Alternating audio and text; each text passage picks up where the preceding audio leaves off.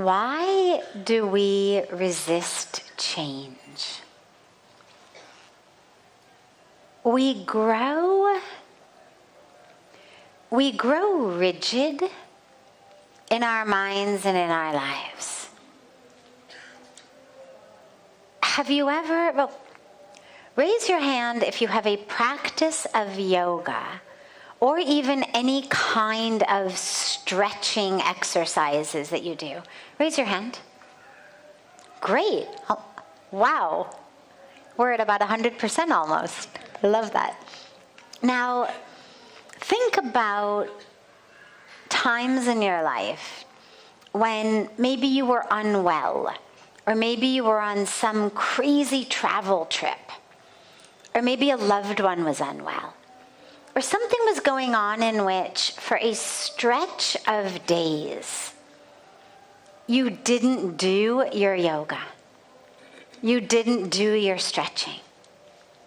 Then the first day back, you bend over and the legs simultaneously go, and right? There's this beautiful feeling of, yes, I am again doing my practice. And they scream because the muscles have all tightened up. You're out of practice. You've lost the flexibility. And so there's a part of the body that says, don't. But you push through it because you've got a practice and you know you'll loosen up again. It's going to feel really good again in just some time. But that initial experience of pain and resistance and contraction when you first bend over is very similar to the experience that our minds have when we try to make them change. They've grown rigid. They've gotten fixed in a certain way.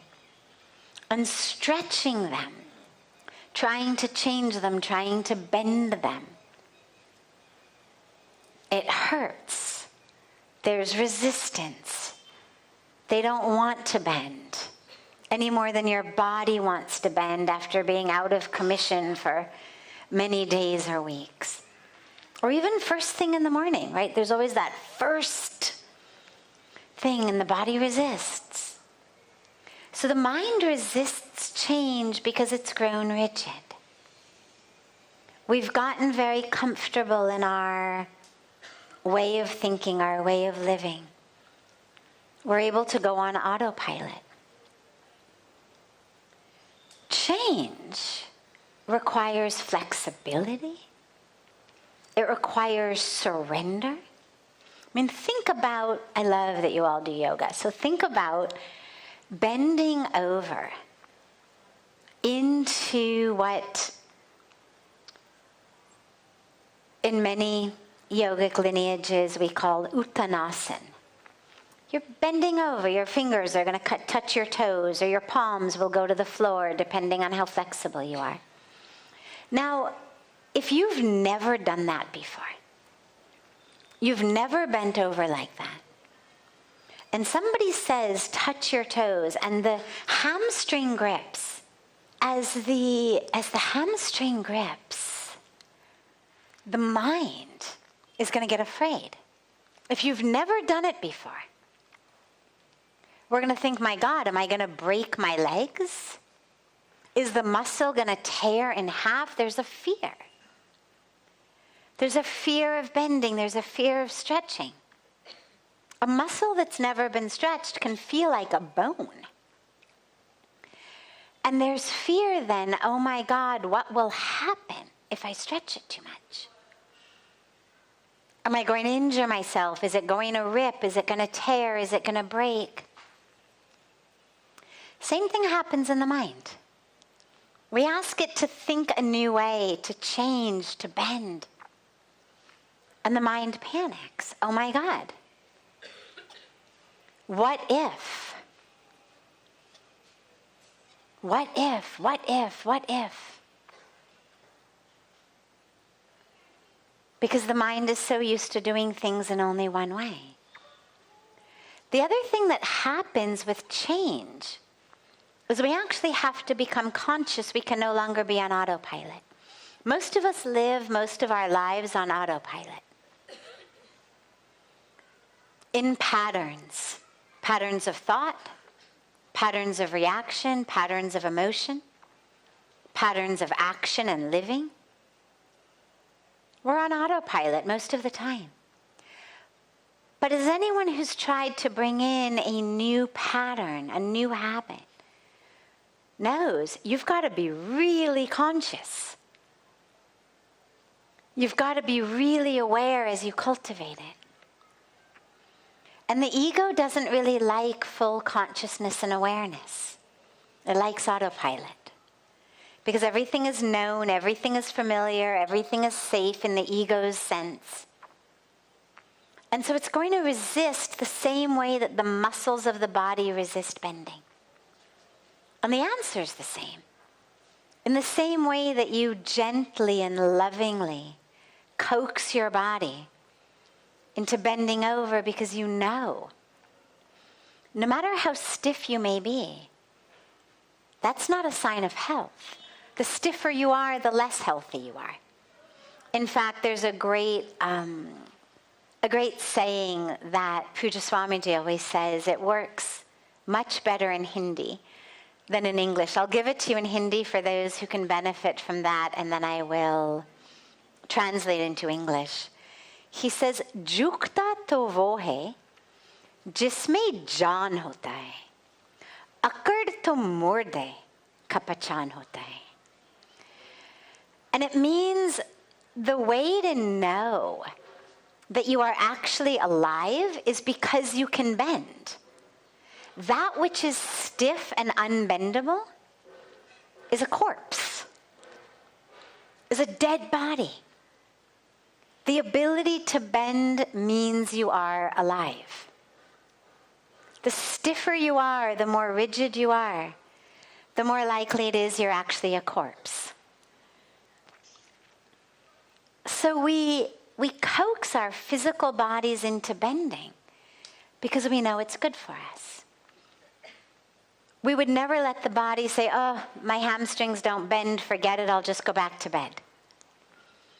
We know gently, lovingly, little by little by little by little, this is good for me. This will bring more health. And in the same way, we bring change to our minds and our lives, little by little,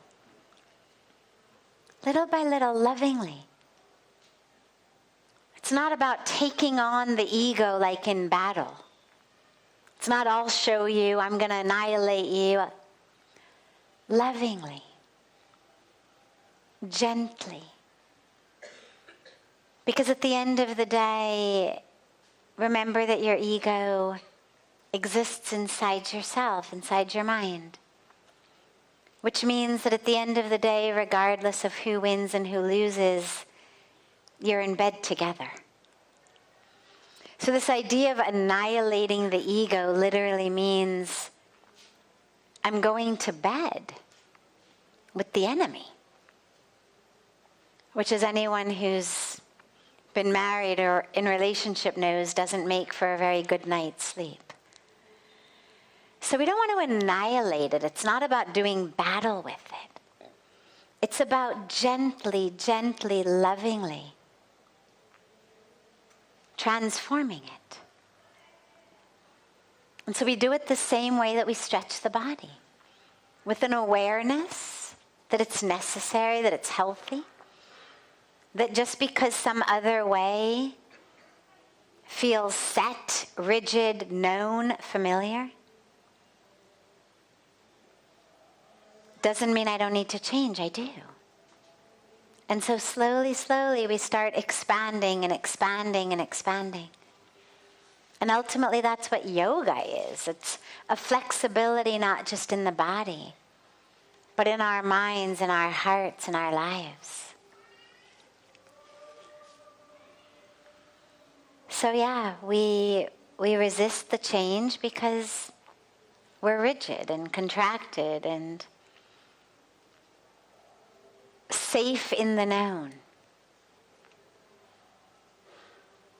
But we have to move beyond that. We're not here on earth to be safe and rigid and contracted and familiar. We're here to constantly unfold, open, grow, blossom, transform. I always think about a flower, and I think that first petal to break away from the flower bud. You know, you see a flower bud, and it's like this. And then one petal first breaks, opens. And then slowly they all start to open. But I think frequently about that first flower petal opening and what that experience must be like to be that first one. But then, of course, she is the one that leads to the blossoming of the flower. One of my favorite stories of nature is of a type of bird called quail, where they can fly, they're birds, but they tend to also mostly waddle on the ground. Little birds, and they mostly waddle but can fly, and they're always in big groups. And what's really interesting about quail is you see them a lot in different parts of America on the road, by the side of the road. And you'll be driving, and there's a whole group of quail in the road. And the car's coming. They don't fly away. They just keep waddling and waddling and waddling on the road. The car gets closer. They still waddle and waddle. You honk the horn. They waddle and waddle. Finally, one of them lifts off in flight. And as it does, simultaneously, all of them lift up together. It's like there's some energetic, magical frequency, catalyst, some kind of ignition that flows through them, and they all lift up. And I think about this sometimes in terms of change, that it just takes one aspect of us. Even all of you isn't on board, don't worry. If any part of you is on board to change, that's all you need. Let that part actually start to change. And the rest will come together. And then, of course, the metaphor is also very beautiful for all of us collectively. So many of us worry about other people. How do I get other people to change? Well, you start changing. You open your petal. You lift up off the ground, knowing that the magnetic pull of you is actually going to have a huge power on others.